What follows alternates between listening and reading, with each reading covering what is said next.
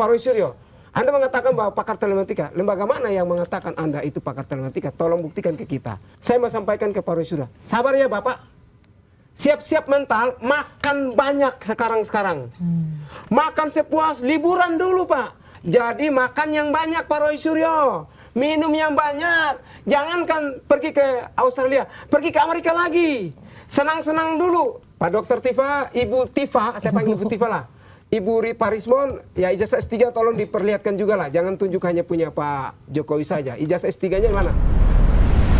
Menurut Abang nih, perlu nggak nextnya negara kita tuh perlu membuat mekanisme verifikasi dokumen pejabat nih yang nantinya lebih transparan dan terbuka. Jadi siapapun bisa mengakses ijazah presidennya misalnya seperti itu. Karena dari kejadian ini pasti masyarakat jadinya kepikiran. Jangan-jangan nanti next presiden akan dipertanyakan lagi. Jadi sebelum kita milih tuh ya Mbak, harusnya kita bisa ngelihat kita dulu. bisa melihat identitas calon presiden kita, lulusan mana. Maksudnya itu lebih dibiarkan terbuka gitu nextnya. Gitu. Baik. Daripada kayak gini nih. Sebelum saya masukin pada rekomendasi ataukah apa yang kita bisa sampaikan supaya ijazah apakah perlu diperlihatkan. Jadi Mbak, sebelumnya kan pertama ketika kita mau daftar caleg, daftar kepala daerah itu kan di partai dulu.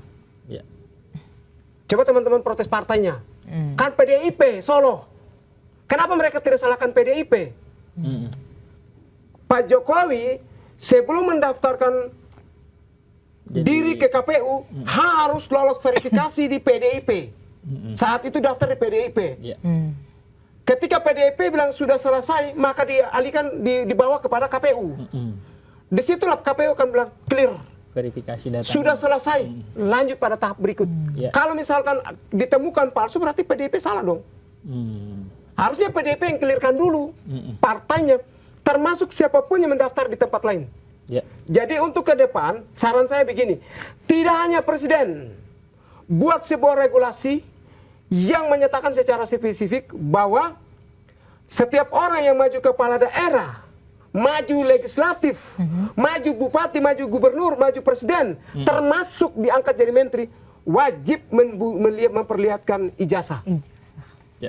Ijazah S1, ijazah S2, KTP, semua secara terbuka. Kalau siapapun yang tidak mau menunjukkan, jangan luluskan dia. Jadi artinya secara administrasi gagal. Jadi KPU buat sebuah regulasi yang mana mengatur tentang barang siapa yang ingin mendaftarkan sebagai kepala daerah, termasuk kepala desa, termasuk ingin menjadi camat, termasuk menjadi kepala dinas. RT enggak dong ya? RT juga boleh kalau memang perlu. Kalau digaji negara. Kalau tidak digaji negara ya biarin aja begitu. Kalau dibayar digaji negara, termasuk yang ikut tes apapun itu, yang terlibat langsung di lembaga negara, milik negara, kementerian maupun apapun itu, wajib memperlihatkan. Kita tahu lah, isu ini kita tidak tahu kemarin-kemarin apakah semua orang yang ada di muka bumi ini punya ijazah asli atau beli di belakang. Betul tuh Bang. Kita lihat kan kasus salah satu anggota DPR, Pak Haji Komar. Itu kan kita lihat ya. Ini kita karena sudah jadi tersangka saya ngomong namanya. Artinya ini penting Pak, pertanyaan menarik. Jadi saya menyarankan ke DPR, menyarankan kepada pemerintah agar membuat regulasi secara spesifik. Spesifik. Karena mereka mendalilkan dengan KIP itu tidak masuk. Menurut saya ini tidak secara spesifik. Coba buat yang jadi KPU buat peraturan turunan wajib hukumnya kepala daerah yang mau maju kepala daerah, mau calon kepala daerah, anggota DPRD, anggota DPR RI, DPD RI, semua wajib menunjukkan ijazah SD sampai S1 atau S2, S3. Pendidikan terakhir. KTP pun juga boleh. Termasuk surat nikah. Karena ada nikah palsu. Nikah siri, kasihan perempuan diduakan. Saya nggak mau lah. Ini saya kesempatan nih. Jadi tidak hanya ijazah, tetapi lihat dulu dia nikah berapa kali. Kalau nikah banyak-banyak, ini juga digugurkan, mempermalukan negara kita. Emangnya tidak ada lagi orang hebat-hebat yang bisa lebih selektif ya? Ya, jadi surat nikah juga, KTP jangan sampai KTP tembak. Kali ini kan KTP tembak banyak juga. Hanya karena mau maju dia dari luar negeri. Itu ada kasus di NTT kan? Dari luar negeri datang ambil. Takutnya hal-hal itu terjadi. Artinya abang yang sudah lama menjadi warga negara Indonesia, milik orang Indonesia, Tiba-tiba ada orang baru datang, tembak KTP, maju. Kita yang lama berdarah-darah di sini tidak dapat kesempatan, mereka yang dapat kesempatan karena punya duit. Oke. Jadi saya setuju Mbak, buat regulasi. Kedepannya ya, jadi berangkatnya dari persoalan ini berarti Bang. Ya, berangkat dari sini. Oke, mungkin ada lagi atau? Kalau itu, Kak Fritz, itu kan baru lampiran ijazah segala macam. Kalau syarat misalnya capres harus lulus S1 gitu. Itu wajib juga atau syarat ini Syarat pendidikan. kan masih SMA kan, Mbak? Betul. Ya, sekarang Jadi syarat saya SMP. menyarankan begini tambahan lagi Abang. Di Okesun ini saya berterima kasih Okesun sudah mengundang saya. Ya. Saya menyarankan karena untuk demi kepentingan ratusan juta negara kita, kalau bisa kepala daerah S1 lah. Di atas S1. Kepala daerah karena mereka memimpin profesor. Memimpin doktor. Masa S1 yang maaf pikir. Kalau memang dia tidak S1 tapi punya pengalaman. Mungkin jangan SMA dulu lah untuk presiden, wakil presiden, mungkin S1. Kalau bisa, kalau tidak bisa pun kembali kepada publik. Ya.